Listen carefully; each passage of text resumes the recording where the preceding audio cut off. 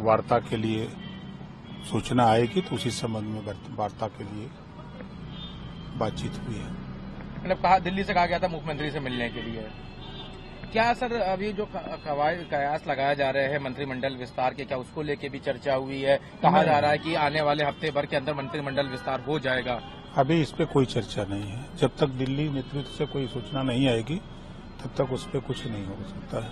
आपकी जानकारी के अनुसार, क्योंकि आपको तो ज्यादातर सभी चीजें पता रहती है, चाहे विपक्ष हो पक्ष हो, कब कहाँ क्या होने वाला है, तो उसकी जानकारी के अनुसार क्या मंत्रिमंडल विस्तार की कोई जानकारी अभी तक है?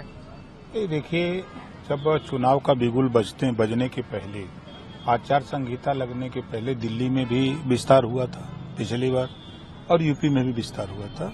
तो उस आधार पे ये हम लोग कहते हैं कि आचार संहिता लगने के पहले विस्तार हो सकता है, ऐसी चर्चा रहती है। मतलब हो सकता है, जो अभी जो ये है कि लोकसभा के चुनाव में जो महीने भर का टाइम, लगभग महीने 2 महीने का, उससे पहले उत्तर प्रदेश में हो सकता है। कौन कौन लोग शामिल हो सकते हैं? एक आपका नाम चर्चा में था, आपने ये भी कहा था कि जो विपक्ष के जो लोग एनडीए में शामिल हुए हैं या आरएलडी है, उनको भी मौका मिलने वाला है। अब जो बातें वहां नेतृत्व के तय हुआ होगा, अब वो हमको जानकारी नहीं है।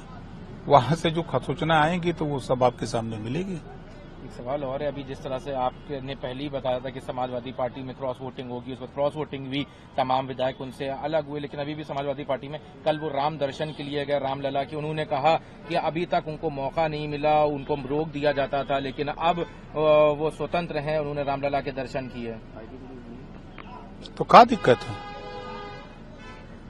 जो भगवान राम को मानने वाले लोग हैं, वहां तो दरवाजा खुला है, जाके दर्शन करना चाहिए। कौन रोक रहा है? तो पहले जिनके साथ थे वो भगवान राम को नहीं मान रहे थे क्या? समाजवादी पार्टी जो वो कह रहे हैं कि वहाँ समस्या होती थी दर्शन नहीं करने। भगवान राम के गुरु को तो मानते हैं।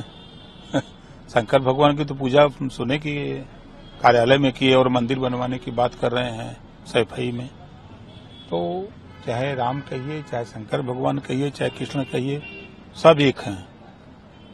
रघुपति राघव राजा राम, ईश्वर अल्लाह तेरो नाम, सबको सम्मत दे भगवान।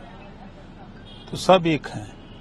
तो अब उनका विषय है, और संविधान में सभी लोगों को छूट है अपने अपने धर्म, अपने अपने मजहब के हिसाब से पूजा पाठ करने का।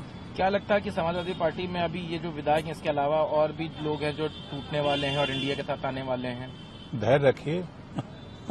कुछ तो बता दीजिए, आपको तो सारी मालूमात रहती है। धैर्य रखिए, बताएंगे।